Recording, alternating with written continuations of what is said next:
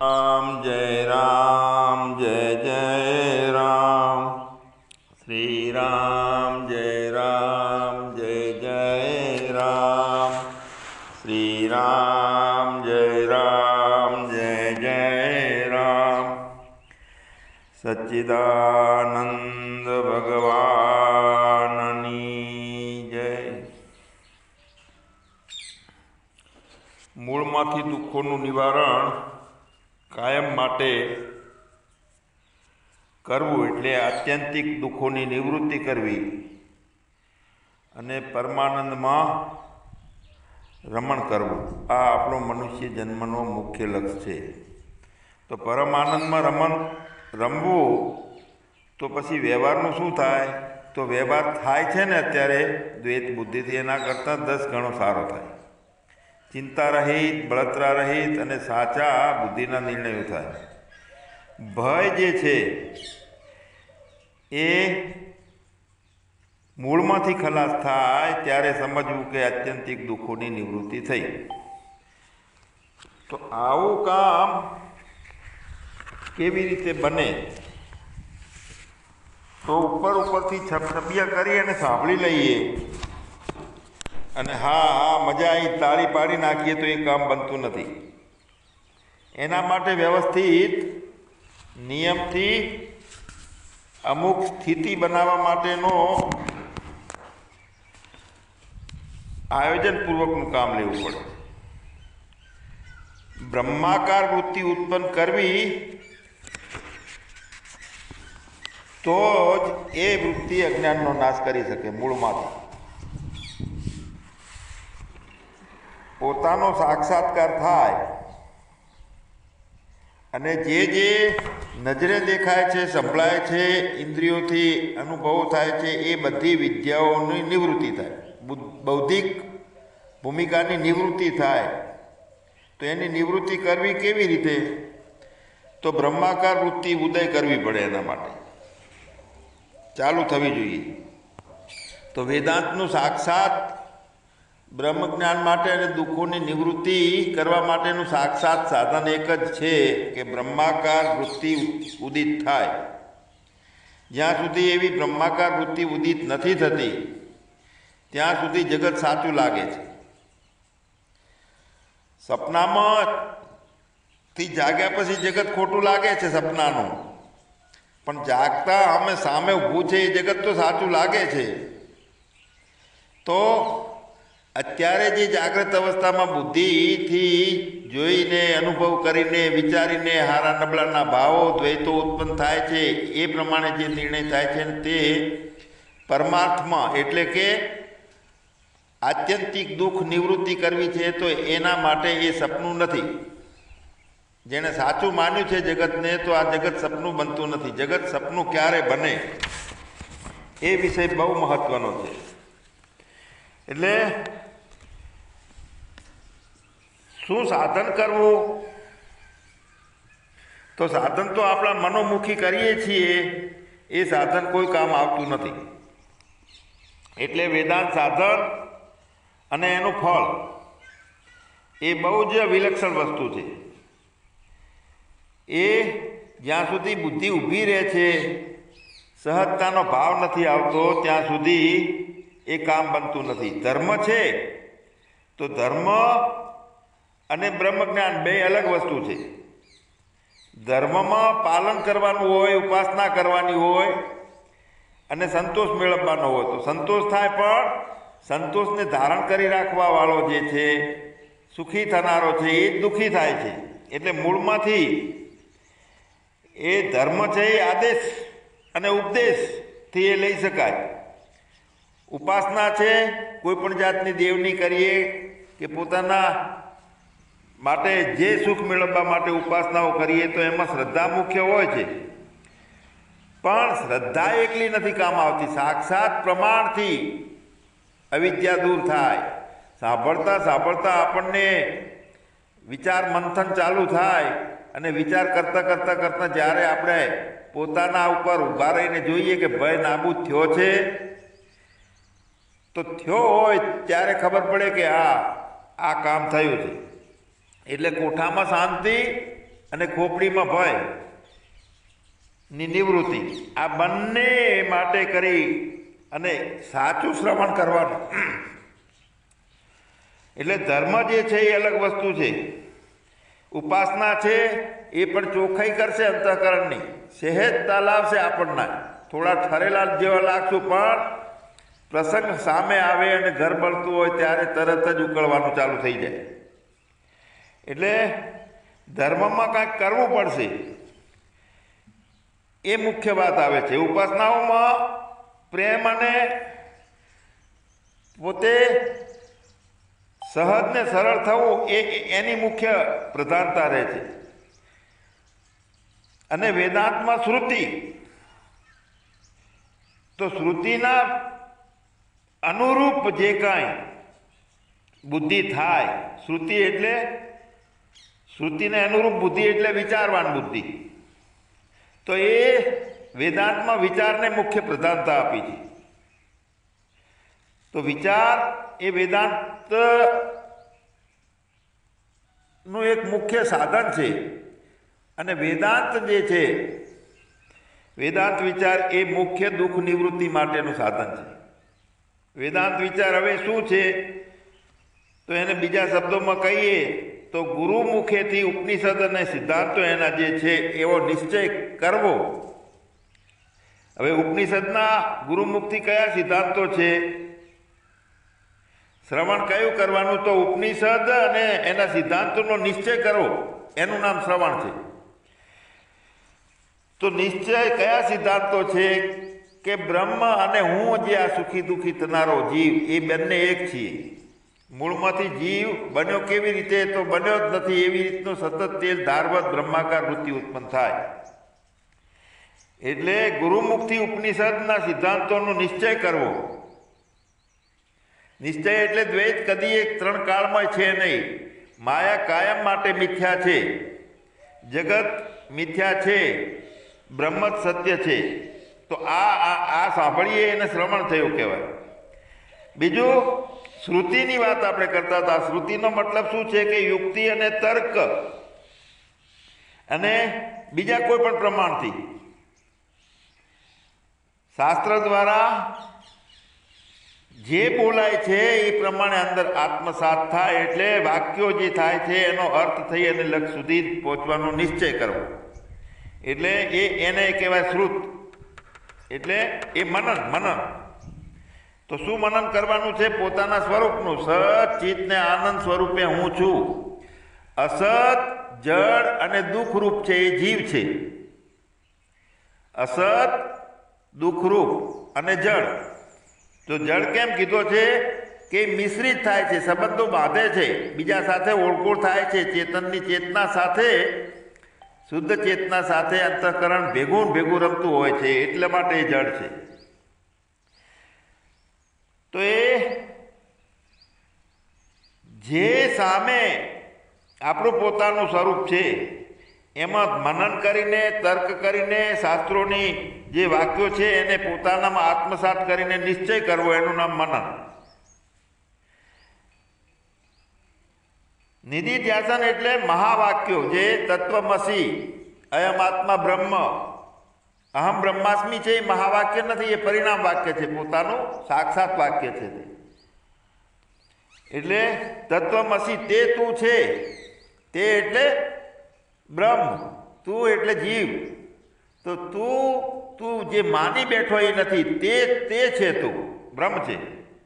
એટલે આવા મહાવાક્યો ને સાંભળીને, મનન કરીને, એ મહાવાક્યો સાંભળેલી બુદ્ધિ, મનન કરેલી બુદ્ધિ પોતાની અંદર પ્રવાહિત કરવી, એક રૂપે કરવી નાખવી. એટલે કે બુદ્ધિ વિશાળતાને વરી જાય, વ્યાપક બની જાય.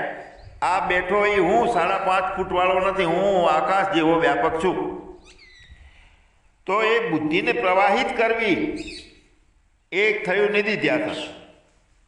હવે ભગવાન ઉત્તમ જિજ્ઞાસુ હોય, બહુ એને તલપ હોય, સારી ભૂમિ ખેડાયેલી હોય પોતાની પૂર્વથી, તો એવા જિજ્ઞાસુને શ્રવણ કરતાં કરતાં મહાવાક્યને જે કહેવાનું છે એવી બ્રહ્માકાર વૃત્તિ ઉદિત થઈ જાય શ્રવણ કરીને જ ફક્ત.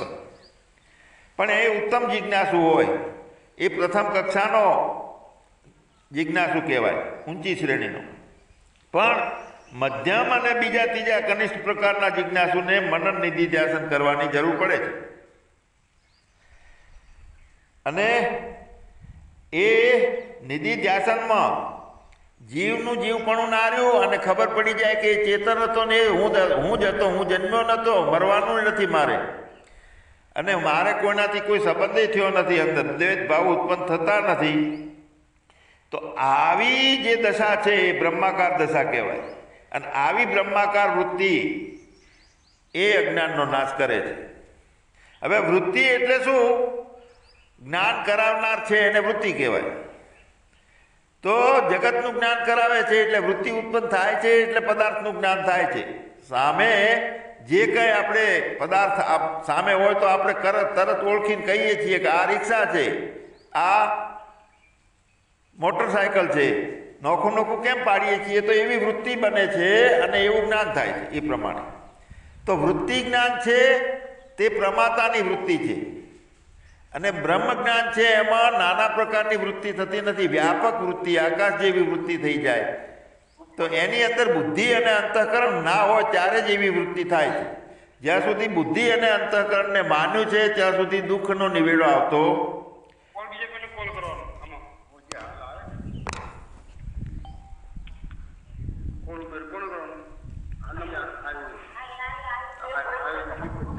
આ તમારે મ્યુટ નથી કર્યું એટલે પ્રવચન બંધ થઈ ગયું. જો ભગવાન સાંભળતા હોય તો મ્યુટ કરો, પ્રવચનમાં વિક્ષેપ પડે. આ પ્રવચનો મેળવાનો હોય છે આપણે યુટ્યુબમાં.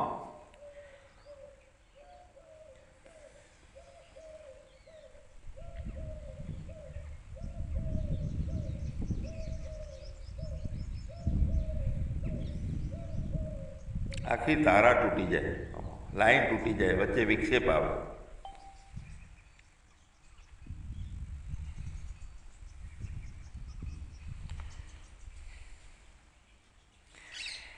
એટલે અનેક પ્રકારની વૃત્તિ છે. એ જીવ પણ ઊભું હોય ત્યારે નાના પ્રકારની વૃત્તિ થાય, પણ અંતઃકરણ ખતમ થઈ જાય છે, બુદ્ધિ વ્યાપક બની જાય છે.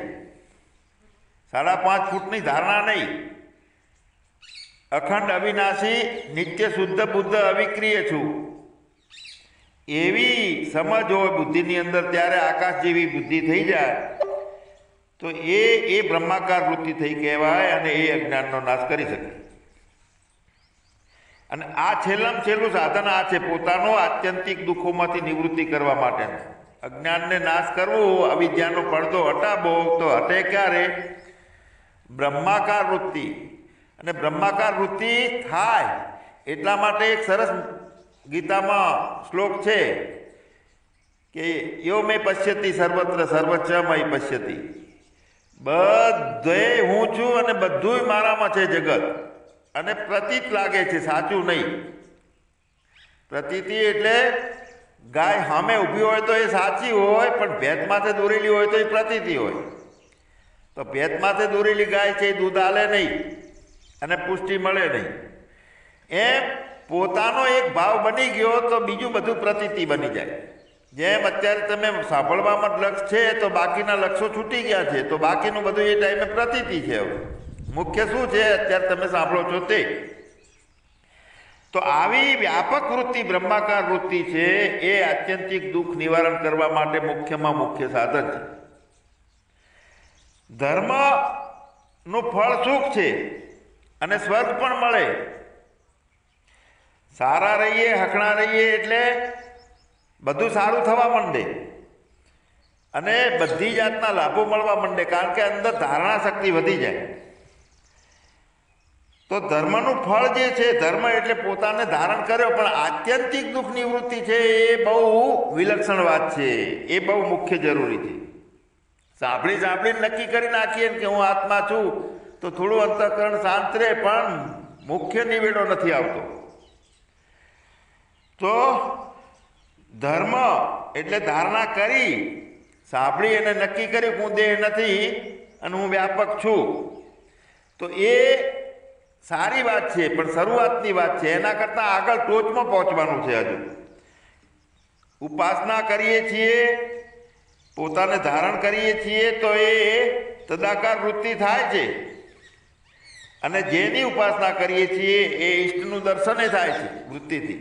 પણ માય માન્યતા પડી છે ને કે મને ચમત્કારો થઈ ગયા, મને બીજું બધું દેખાવા લાગ્યું, મને સિદ્ધિઓ આવી ગઈ, મારામાં વાણીની રજૂ કરવાની તાકાત આવી ગઈ. આ બધું એ મારામાં આવ્યું છે ને ત્યાં સુધી સંપૂર્ણ નિવેડો નથી. એ પ્રમાણે વૃત્તિ થાય એટલે બધા બોલવા પણ માંડે અને સમજાવવા પણ માંડે સારી રીતે, પણ છતાં એ પૂર્ણ બ્રહ્મજ્ઞાની છે એવું માની શકાય નહીં. એ નિવેડો તો જ્યારે પોતાને સપનાની જેમ જ જગત લાગતું હોય. અરે આ દેહને કોઈ રાઢું બાંધી ગળેથી અને કૂવામાં ડૂબકીઓ નાખી અને મારી નાખવાની કોશિશ કરતું હોય તો પોતાની વૃત્તિ એવી અખંડ ને અખંડ રહે. અને એ દુઃખ પણ કેવું લાગે?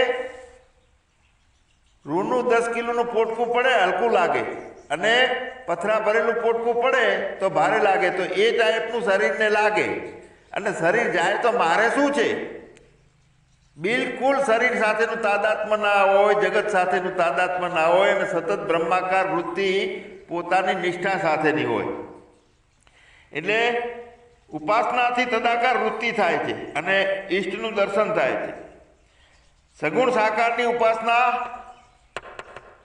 નું આ ફળ શું છે? તો એ સાકાર સગુણ સાકારનું દર્શન થઈ જાય સગુણ સાકારની ઉપાસનાથી. અને સગુણ નિરાકારની ઉપાસનાનું ફળ છે તો અંતર્યામી જે અંદરનો છે પોતાનો, એ સાક્ષાત સામે દેખાવા લાગે. એટલે પોતાનું લક્ષ્ય નક્કી થાય સગુણ નિરાકારની ઉપાસનાથી. એટલે એની અંદર શું હોય છે કે બુદ્ધિ રહેતી નથી, બુદ્ધિ સમર્પિત થઈ ગયેલી હોય છે નિરાકાર સાથે. દેખાય સગુણ પણ બુદ્ધિ સમર્પિત થઈ ગઈ નિરાકારને.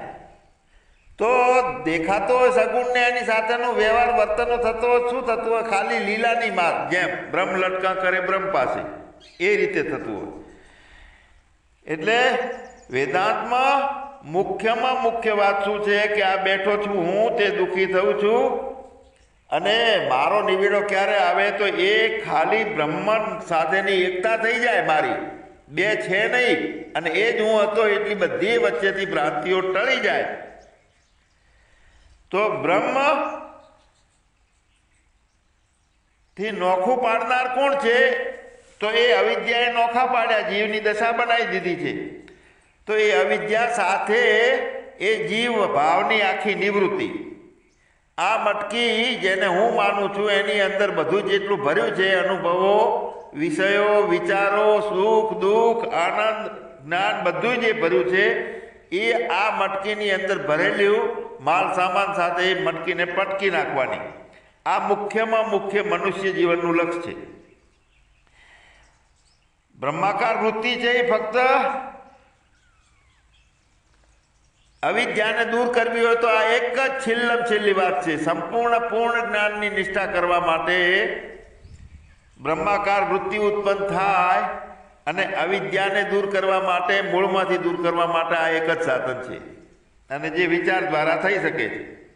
બાકી કોઈ સાધનથી અવિદ્યા દૂર થતી નથી. ગમે એટલા ધ્યાનમાં કણખલમાં જઈ અને હજારો વર્ષ બેહી રહે ને, પણ બ્રહ્માકાર વૃત્તિ ઉત્પન્ન થાય નહીં ત્યાં સુધી રોવાનું ધોવાનું ચાલુ રહે. એટલે જે પોતે અત્યારે આપણે મુમુક્ષુ છીએ, અત્યારે શ્રવણ કરીએ છીએ, મનન કરીએ છીએ, નિધિધ્યાસન કરીએ છીએ, તો બ્રહ્મ કોણ છે? એ મારો આત્મા છે. હું ભલે મુમુક્ષુ છું, પણ જ્યારે એકતા થઈ જશે ત્યારે હું બ્રહ્મ, અહમ બ્રહ્માસ્મિ એ શબ્દ નીકળશે. તો અવિદ્યાની નિવૃત્તિ કરવી એ મુખ્યમાં મુખ્ય હેતુ છે ને એના માટે વેદાંત અને એનો વિચાર. બધી અંદરના ભાવો છે આપણા, બધા પ્રકારના ભાવો, બધા પ્રકારના સંસ્કારો, એનો નિષેધ કરી અને વૃત્તિ જે છે ફક્ત ને ફુક્ત બધા પ્રકારની સંસ્કારોનો નિષેધ કરી અને પછી જે વૃત્તિ છે છેલ્લે વૃત્તિનો નિષેધ કરવાનો. મતલબ વૃત્તિ છે એ ફળને પ્રાપ્ત કરે છે. ફળ એટલે કે આકારો છે ને સાચા છે અને એ મને ફાયદાકારક છે, આ ફળ કર્યું વૃત્તિનું. તો એ ફળ વ્યાપ્તિ જે છે એ ફળ વ્યાપ્તિનો નિષેધ થઈ જાય અને વૃત્તિ વ્યાપ્તિ થઈ જાય એટલે બ્રહ્માકાર થઈ જાય, આકાશ જેવી વૃત્તિ થઈ જાય. તો આવો છે આપણો સાક્ષાત્કાર કરવાનો આપણો આ યાત્રા. અને એ બધા પ્રકારની વિદ્યાઓ, બધા પ્રકારના અનુભવોની નિવૃત્તિ કરી અને બ્રહ્માકાર વૃત્તિનો ઉદય કરવો, આ મુખ્યમાં મુખ્ય સાર છે. તો હવે બધા વિષયોનો નિવૃત્ત કરવો તો એમાં કઈ તકલીફ પડે છે? તો એમાં એક મોટામાં મોટી આપણી ભૂલ થાય છે, સૂક્ષ્મ વાત છે આ. એક થાય છે દ્રષ્ટિથી બાદ અને બીજું કરવાનું છે સ્મૃતિને બાદ.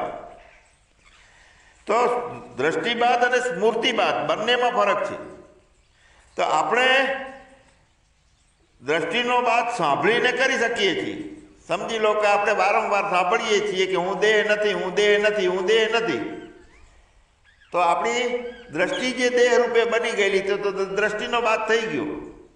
પણ અંદર જે પડ્યો છે સંસ્કાર, અંદર પડેલી જે સ્મૃતિઓ, એ જેમ ઘણા સમયનું થાળીના વાસણ ઉપર જેટલો મેલ વળગી ચોંટી જાય છે પછી ખૂબ ચપ્પુથી ઉખાડવો પડે છે, લીંબુના પાણીથી ઉખાડવો પડે છે, એના થર બાજી ગયા હોય છે, એ સ્મૃતિ બની ગઈ કહેવાય.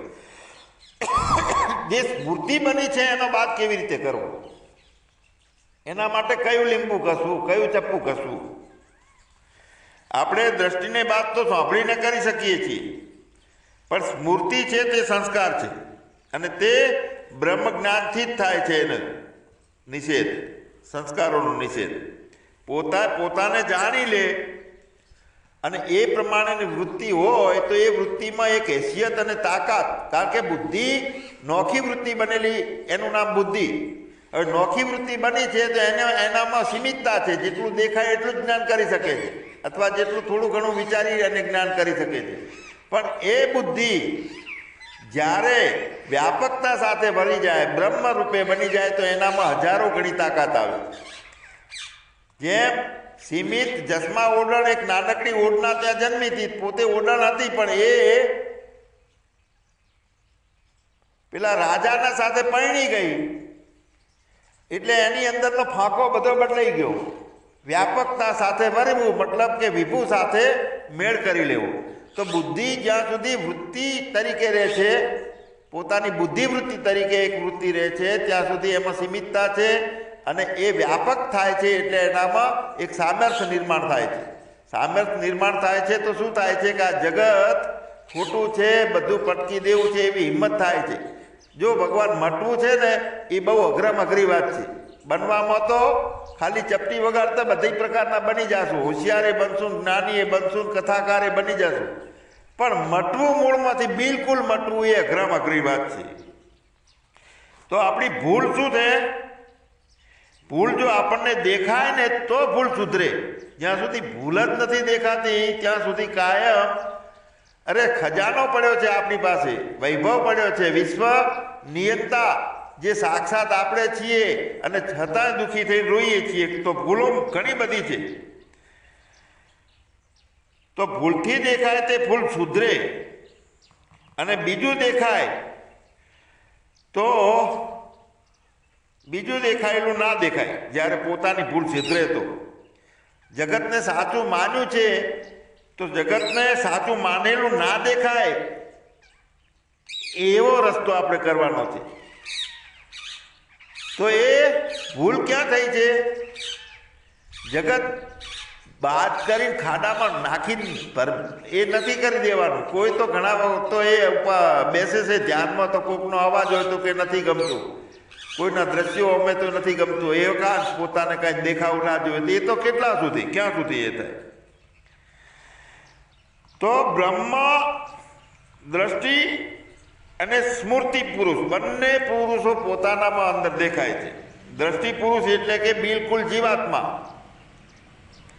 અને સ્મૃતિ પુરુષ એટલે સમજવાન, થોડો અંદર વિચાર કરી શકે છે તેવો. તો બંનેનો બાદ થાય. જ્યારે બ્રહ્માકાર વૃત્તિ થાય ત્યારે દ્રષ્ટિ પુરુષનો અને સ્મૃતિ પુરુષનો બંનેનો બાદ થાય છે. સ્મૃતિનું જ્ઞાન અને દ્રષ્ટિના જ્ઞાનમાં ફરક શું છે? બંને એક જ છે એવું સમજી રહેલા છે ત્યાં સુધી આનો નિવેડો નથી આવતો. જે બ્રહ્માકાર વૃત્તિ નહીં બને જ્યાં સુધી દ્રષ્ટિનું જ્ઞાન અને સૃષ્ટિનું જ્ઞાન, દ્રષ્ટિથી એટલે જોયેલું, સ્મૃતિથી એટલે સંગ્રહેલું જ્ઞાન, બંને એક નથી, બંનેને નોખા પાડવાના. આપણી ભૂલ આ રહી છે કે બંનેને એક સમજીએ છીએ.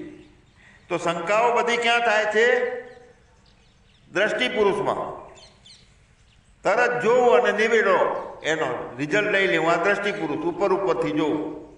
કોઈએ કીધું કે આ માણસ ખરાબ છે એટલે બસ એને માની લીધું અને પછી વર્તનમાં ફેર પડી ગયો એટલે તરત આ દ્રષ્ટિ પુરુષનું કામ થયું. તો શંકાઓ દ્રષ્ટિના પુરુષમાં થાય છે. ઠંડુ છે, ગરમ છે, ગમતું નથી, આ નુકસાન કરશે, આ દ્રષ્ટિ પુરુષમાં થાય છે ભેદ બધા. અને તે ક્રિયામાન કર્મો બને છે. તરત એને સંસ્કાર ના બને અને એના ભોગવટો આવી જાય ક્રિયામાન કર્મો.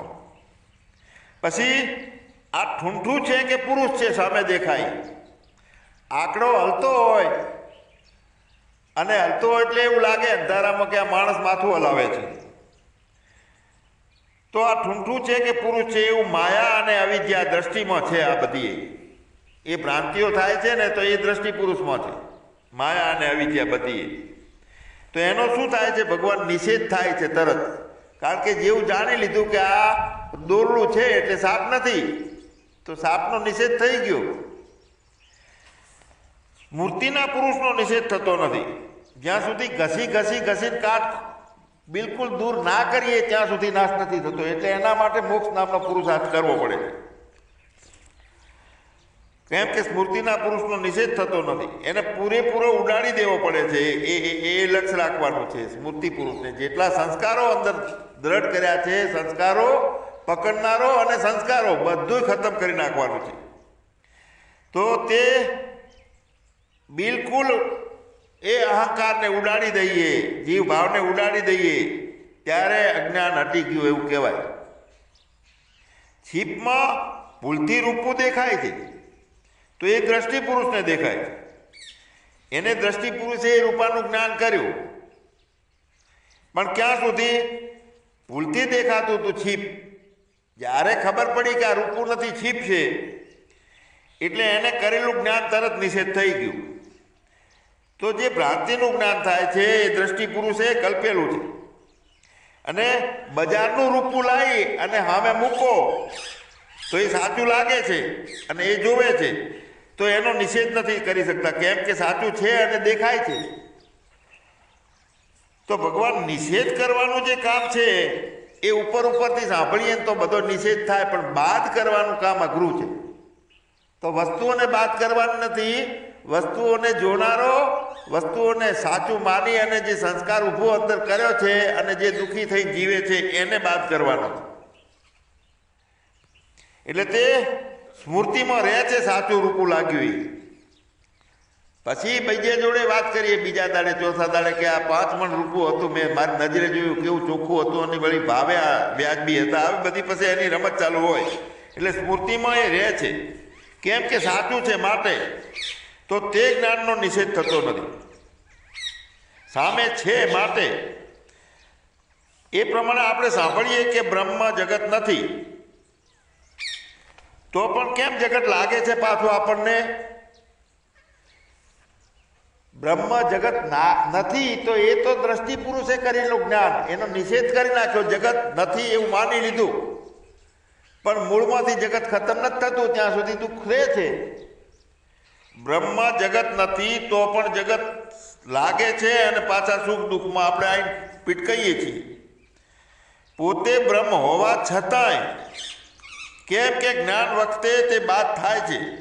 જ્યારે બ્રહ્મ જ્ઞાન થાય, બ્રહ્માકાર વૃત્તિ થાય ત્યારે આખું બાદ થાય છે.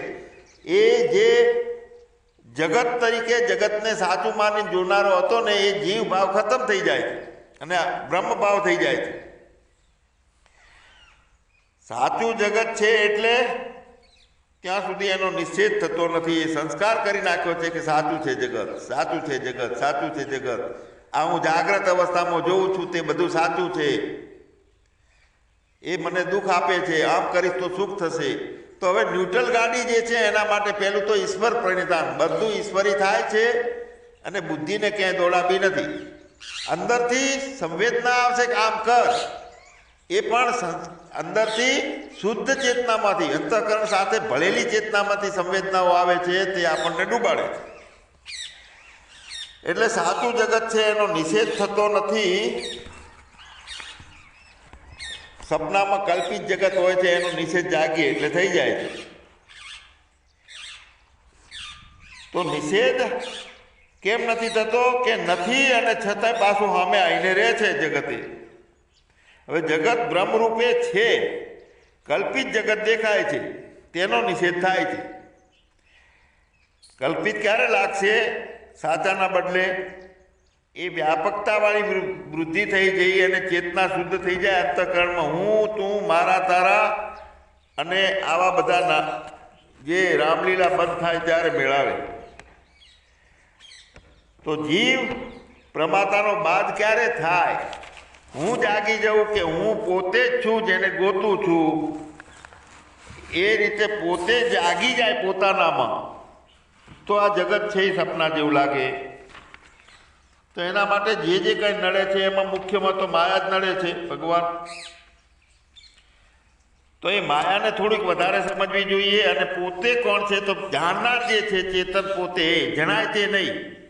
સારું નબળું, ખોટું ખરું મોટું નાનું જાડું, પાતળું ડાબું જમણું, ભૂતકાળ ભવિષ્યકાળ વર્તમાન, જાગ્રત સ્વપ્ન સુષુપ્તિ, આ બધાને જે જાણવું છે બધાપણું, તે જણાય છે એ વસ્તુ, કારણ કે એનો સાક્ષી છે તે જાણનાર છે.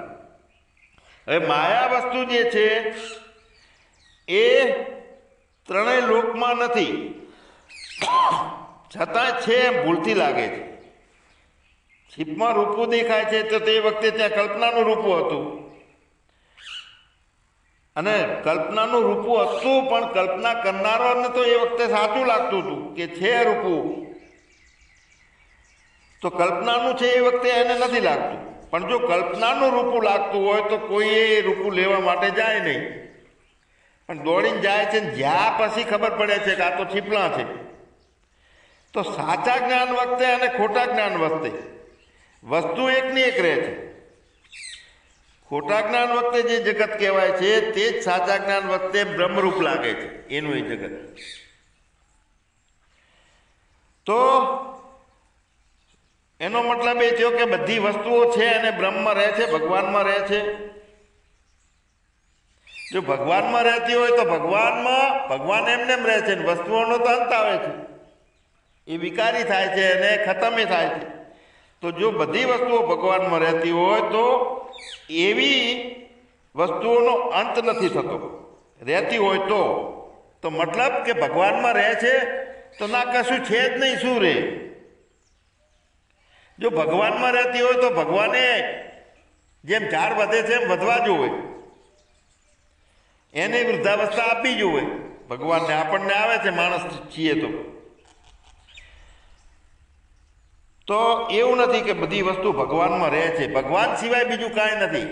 બધી વસ્તુઓ રૂપે ભગવાન છે, વસ્તુઓ રૂપે ભગવાન છે. ભગવાન હંમેશા પૂર્ણ છે. આપણી ભૂલો સાથે એને કોઈ સંબંધ નથી. આપણે સામે વસ્તુઓનું અજ્ઞાન છે એટલે વસ્તુ સાચી લાગે છે તો ભગવાનને વાંધો નથી. એમાંથી બાદ થાય તો ભગવાન તો એવો ને એવો રહે છે, અને એ બાદ ના થાય વધારે અવિદ્યા દ્રઢ થતી હોય તો ભગવાનને કોઈ ફેર પડતો નથી. ભ્રાંતિ કરનારો ભ્રાંતિઓ કરે છે તો ભગવાન એમને એમ રહે છે, ભૂલો કરે છે તો ભગવાન એમને એમ રહે છે. એટલે ગમે એટલા સામે દેખાતા પદાર્થોનો વિનાશ થઈ જાય, આટલા યુદ્ધો થાય તો પરમાત્માને કોઈ એમાં ફેર પડતો નથી. અને જેને જેને જ્ઞાન કરનારો જે છે પ્રમાતાનો જ્ઞાન કેમ થાય છે કે એ ચેતના સાથે મિશ્રિત થાય છે. એટલે જેમ લોઢા સાથે અગ્નિ મિશ્રિત થાય છે એટલે કૂટાય છે લોઢું અને રોવે છે અગ્નિ કે રે હું મરી ગયો. એટલે જ્ઞાન જે છે એ કોઈ વસ્તુને ઉત્પન્ન કરતું નથી. જ્યારે બીજી વસ્તુ દેખાય છે પણ એના બદલે સાચું જ્ઞાન થાય છે ત્યારે એ વસ્તુ નથી હોતી. તો એ શું હતું કે વસ્તુ ઉત્પન્ન થઈ જ નથી, ખાલી બુદ્ધિની અંદર એક વૃત્તિ બની જઈ હતી એ સંસ્કારના કારણે. જગતના બદલે બ્રહ્મ દેખાય ત્યારે બ્રહ્મ કાંઈ ઉત્પન્ન થતું નથી, એ તો એવું ને એવું હતું. એટલે મિથ્યા વસ્તુ જે છે, મિથ્યા વસ્તુનો બોધ કે શું હતું કે ના હે ના હુઆ ના હોવન હાર, બધું ઉડી ગયેલું હતું, કાંઈ હતું જ નહીં. કલ્પનાઓથી જ્યારે વૃત્તિ પ્રમાતા બની ગયો એટલે વૃત્તિઓ ચાલુ થઈ ગઈ તો વૃત્તિઓ જ્ઞાન કરાવે છે, અનુભવો કરાવે છે. ઇન્દ્રિયોમાં ખાટું ખારું તીખું આ બધા જ્ઞાનો કરાવે છે. તો મિથ્યા વસ્તુનો બોધ ભગવાનમાં થાય તો પણ ખોટું છે. ભગવાનમાં કોઈ બોધ થતો જ નથી. ભગવાનમાં ભગવાનનો બોધ થાય અને ભગવાન બનીને પોતે પોતાનો બોધ કરે. હું દેહ હતો મારામાં ભગવાનનો બોધ થઈ ગયો તો એ ખોટી વાત છે. બધા અનુભવ બધા માણસોને લેવા તો એ જરૂર છે. આપણને બ્રહ્મજ્ઞાનની નિષ્ઠા વધારનારા અનુભવો છે એ લેવાના છે, એ પોતાના સ્વરૂપ માટે ઉપયોગી છે. બાકીના કોઈ અનુભવો લેવા જ જોઈએ, મારે વક્તા બનવું જ જોઈએ, કંઈ જરૂર નથી. આવું સારો માણસ હોય, એ ચોરી ના કરતો હોય તો એને ફાંસીનો અનુભવ ના મળે, પણ એનાથી એનું સારાપણું કાંઈ મળતું નથી. ચોરી કરવી કે ફાંસીએ ચડવું એ કોઈના અનુભવની વસ્તુ છે. તો એવો અનુભવ સારો માણસ નથી લેતો, અને એવો ખરાબ અનુભવ ના લે તો એનું કાંઈ જીવન એના કરતાં વધી જતું નથી કે ઓછું થઈ જતું નથી. અરે રે હું રહી ગયો, પેલો હતો એ તો પેલો એક દ્રષ્ટાંત આવે છે ને કે બે એક સંત હતા અને એક એની સાથે અજ્ઞાની માણસ હતો. તો એ ભગત હતો, તો બાજુના વેશ્યાના ઘરેથી પસાર થયા તો અજ્ઞાની માણસ તેના ત્યાં ગયો, પણ સાદો અને ભોળો હતો. હવે જે સંત હતો એ ના ગયો તો એને પાછળથી પસ્તાવો થયો કે અરે હું ગયો તો સારું હતું. તો હવે એ નથી ગયો ને છતાંય ગયો છે, કારણ કે એને પકડ્યું એ બધું. એટલે સારો માણસ હોય છતાં અનુભવ ખોટાનો લેતો હોય, તો અનુભવ ખોટો માણસ હોય છતાં સારાનો અનુભવ એટલે કે બ્રહ્મનો અનુભવ લેતો હોય, સાક્ષીમાં રહેતો હોય, તો પણ એમાં જીવનમાં એમાં કોઈ ફરક પડતો નથી. જીવન એટલે પોતાનું અસ્તિત્વ, પોતાની સત્તા છે. તો કલ્પિત વસ્તુની ઉત્પત્તિ જે થઈ કરી નાખી છે તો તે પણ ખોટી છે, ભ્રાંતિ છે. આપણે જ્ઞાનથી ઉત્પત્તિ થઈ છે અને નાશ કરી નાખ્યો છે તો એ પણ એ જ્ઞાનથી નાશ કર્યો છે. અસત વસ્તુનો સદાય અભાવ છે. રજ્જુમાં સર્પ દેખાતો નથી તેવી રીતે જીવ જગતનો બ્રહ્મમાં કાયમ માટે અભાવ છે. બ્રહ્મમાં કોઈ જીવે નથી, જગતે નથી. તો જ્ઞાન વખતે સાપ નાશ પામ્યો નથી. કેમ કે હતો જ નહીં, ત્રણેય કાળમાં હતો નહીં. તો બ્રહ્મ જ્ઞાન વખતે જગત નાશ પામતું નથી. ભગવાન જગતની હયાતી ત્રણેય કાળમાં નથી એમ ખબર પડી જાય છે. અને છે તો લાગે છે પ્રમાતા, ચેતના સાથે અંતઃકરણ ભળેલું છે એટલે વૃત્તિ બને છે. જ્યારે પ્રાણ જતો રહે છે, અંતઃકરણ જતું રહે છે, ત્યારે વૃત્તિ બનતી નથી. અને આપણે એને આપણા માન્યા છે. જ્યાં સુધી પ્રાણ, અંતઃકરણ અને ચેતના મળી અને વૃત્તિઓ બને છે ને હલન ડોલન થાય છે, આંખો આમથી આમ ચમકે છે, હાથ પગ ચાલે છે, ત્યાં સુધી મારો છે, સાચો છે. હવે એમાંથી નીકળી જાય છે પ્રાણ, તો એ પડ્યું હોય છે, કોઈ બત ભરતા નથી એને, કે એને કોઈ બાળવા જાય છે તો એના ઉપર ખીચ ચડતી નથી કે મારો પતિ હતો બાળી નાખ્યો. તો માયા એક આવું એવું તત્વ છે, એને બરાબર સમજવું પડે. બહુ અઘરું કામ છે. માયા કેવી છે એનો જો નિર્ણય બરોબર થઈ જાય કે નથી એને દેખાય છે. હાલ જ તમારા હાથમાં એક કપડું લો, એની અંદર ગાંઠ મારો, 2 ગાંઠ મારો, 3 ગાંઠ મારો, તો કપડું તો કાયમ છે કે નહીં? એમાં એક ગાંઠ પતિ, એક ગાંઠ પત્ની ને એક ગાંઠ છોકરો, 3 ગાંઠો મારીને અમે એ 3 ગાંઠો એકબીજાને સંબંધ કરે છે કે આ મારો, આ હું, અધિકાર કરે છે. તો આ બધી ગાંઠોની અંદર થાય છે. હવે ગાંઠ હોય તો કપડાથી નોખી પાડી અને એના ભાગ પાડી નાખો. લો, એક ગાંઠને કહી દો કે તું આ રેલવે સ્ટેશન બાજુવાળા ઘરે રહેજે, બીજી ગાંઠને કહી દો કે તું મંદિરમાં રહેજે, ત્રીજી ગાંઠને કહી દો કે તું ભણવા જાજે. પણ કપડાને હંગાટ લઈને ના જાજે એ ગાંઠને કીધું હોય તો નથી પડતો ભાગ. માનીને ગાંઠ ઊભી કરી છે, હું, તું અને તે. તો ઉપર નીચે અંદર બહાર બધે કપડું છે, ડાબે જમણે કપડું છે. તો એ ગાંઠનો કપડાનો ભાગ પડતો નથી, કારણ કે બે નથી. તો ગાંઠને ખોલવી પડે તો કપડા રૂપે છે. ગાંઠ ખતમ થઈ જાય. ગાંઠને ખોલીએ તો હું પણ છે એ ગાંઠ ઊભી થઈ છે. હું પણ ખોલી નાખવું પડે કે હું વ્યાપક છું, અવિનાશી છું. તો સાચી વસ્તુ હાથ આવે. જો જ્યાં સુધી સાચી વસ્તુ હાથ નથી આવતી એટલે પરમાત્મામય વૃત્તિ નથી થતી, બ્રહ્મમય વૃત્તિ નથી થતી, ધારણા થતી નથી, ત્યાં સુધી અંદરના સંસ્કારો પણ ખસતા નથી. દ્વૈતો બધા ઊભા રહે છે. હજુ આપણે એક ભાવ કરતા હોઈએ કે એક માયા છે અને એક ભગવાન છે, તો ખોટી વાત. બે છે જ નહીં. આ છેલ્લા નિશ્ચયની આ વાત છે.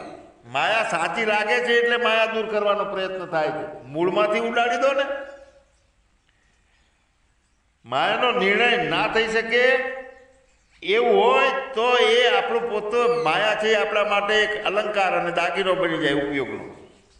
માયા સમજાઈ જાય તો મનની જરૂર ના પડે. પછી મન રાખવા માટે ખોટી માયા એને સાચી માની અને મન પોતાને ખસવું ના પડે એટલે મન માયાને પકડી રાખવા માગે છે. અહંકાર માયાનો ઉપયોગ કરી અને ભોગ ભોગવવા માગે છે. એટલે અહંકાર અને બુદ્ધિ આ બંને ભાઈ બહેન છે. એનો બાપ કોણ છે? બ્રહ્મ, આત્મા. હવે એ બુદ્ધિ એની બેન છે અને અહંકાર એનો દીકરો છે. તો અહંકારે એના બાપને જેલમાં પૂર્યો છે. અહંકારે એના બાપને બ્રહ્મને જેલમાં પૂર્યો છે. અને માયા છે એટલે બુદ્ધિ છે, એ બુદ્ધિએ એના બાપને આખા જગતમાં ભટકતો કર્યો છે, સારું નબળું કરીને. બંને ભાઈ બહેનને પોતાના બાપને છૂટો કરવો નથી અને એમને પોતાની રમતો રમવી છે, બુદ્ધિને અને અહંકારને. કોઈ દાડો નહીં થવા દે, બાપને છૂટો નહીં થવા દે. એ તો જે જેલમાં જન્મ્યો હોય ને એ જ બહાર આવીને બધાને જેલમાંથી કાઢી શકે. કૃષ્ણ હતો એ જેલમાં જન્મ્યો હતો. જન્મ જેલમાં થયો તો એ ખીલતો રહ્યો, ના કીધા કદી નિરાશાના ખ્યાલો.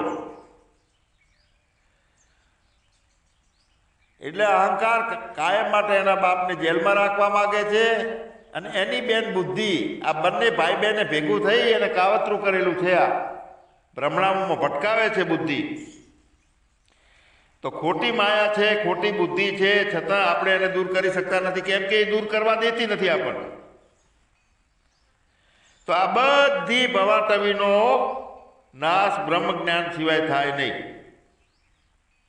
બ્રહ્મ જ્ઞાન થાય છે ત્યારે એ વસ્તુ અત્યારે અજ્ઞાનમાં જેવી લાગે છે એવી નથી લાગતી, બધી મિથ્યા ખોટી લાગે છે. એટલે અંદર ભય રહેતો નથી કોઈ જાતનો.